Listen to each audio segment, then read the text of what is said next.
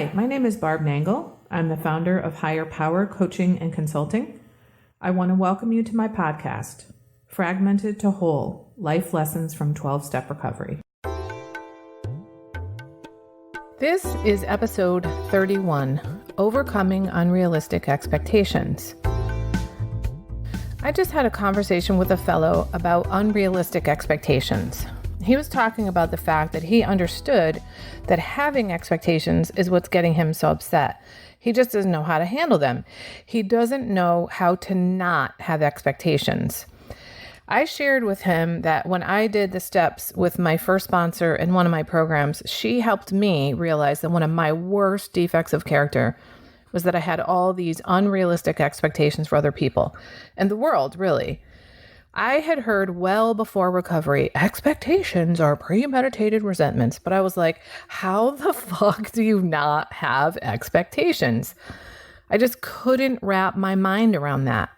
How do you live in the world and not have expectations? What I have learned as the process of recovery has unfolded is how to not be attached to the outcome, which is a little bit different way of coming at the issue. I do the footwork, or as one of my friends in recovery says, I walk through the open doors and let the outcome go to God.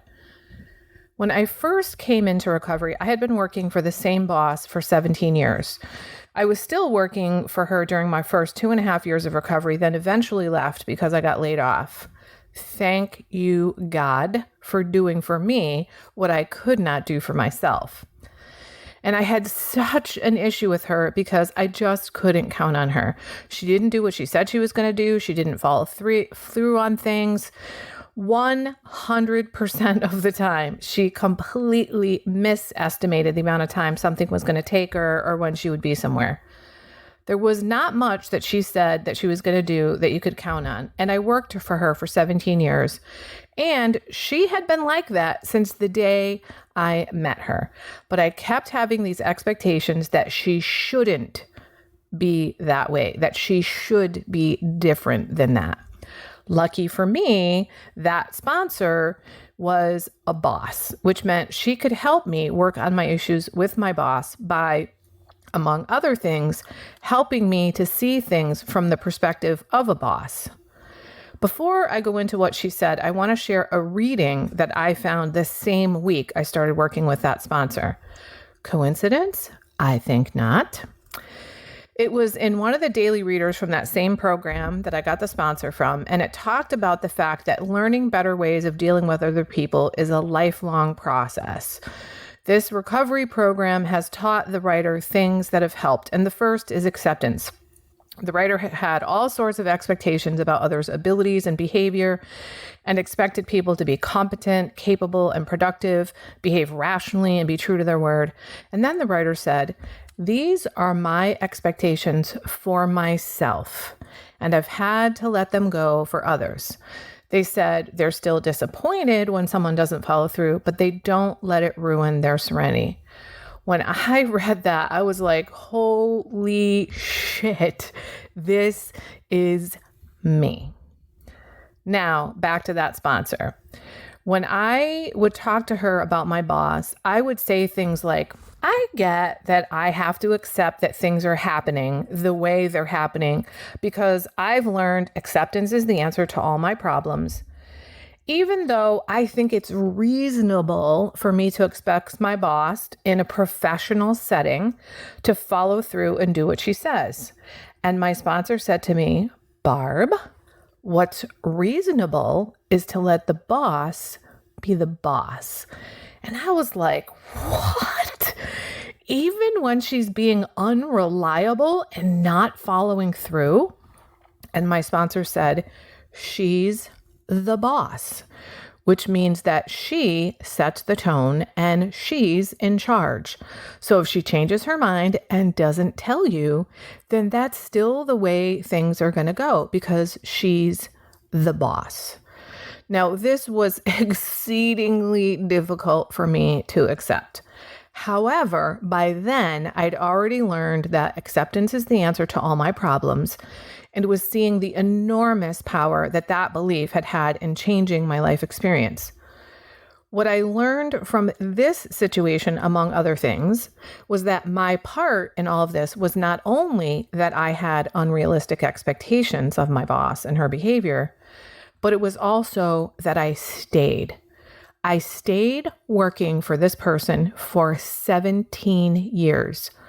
I had all this tension and anxiety and resentment and was fucking pissed off at her because she was being the same way she had always been. Oh, and I was blaming her for my problems when she was being exactly the same person the entire time. The way that I tackled this defect of having unrealistic expectations was kind of like Monday morning quarterbacking. I would look at a situation that upset me after the fact and say, all right, what went on here? And I'd be like, oh, that was me having unrealistic expectations. Oh, and this was me having unrealistic expectations. Oh, look at that. Here I was again having unrealistic expectations. And what that did was sensitize me to the types of situations and the people where I was likely to have unrealistic expectations, which meant I started being able to see those opportunities as they came along to not have unrealistic expectations, to not be tied to the outcome. Eventually, it worked for me, at least in the beginning, to lower my expectations and then eventually to not be tied to the outcome of the situation.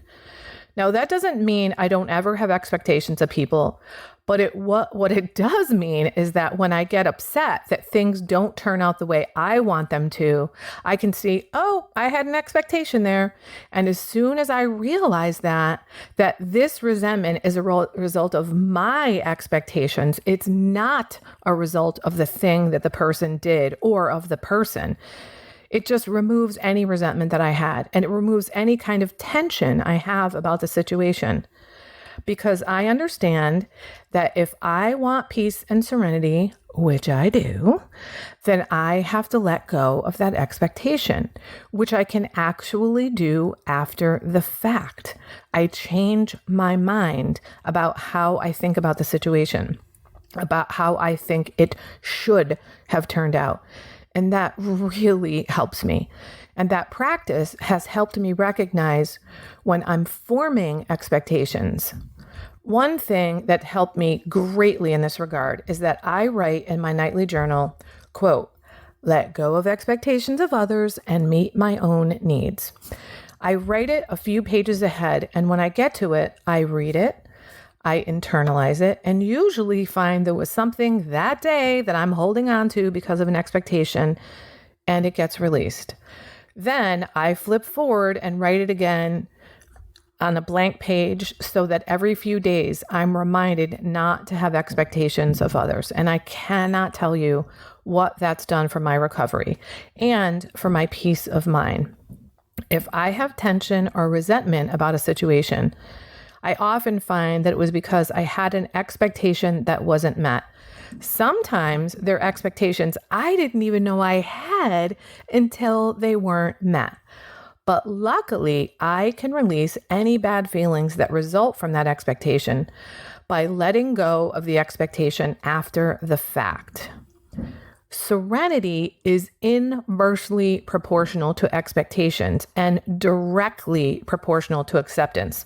So keep your magnifying mind on acceptance and off expectations, because what I focus on grows, like recovery, and what I ignore diminishes, like the negative world.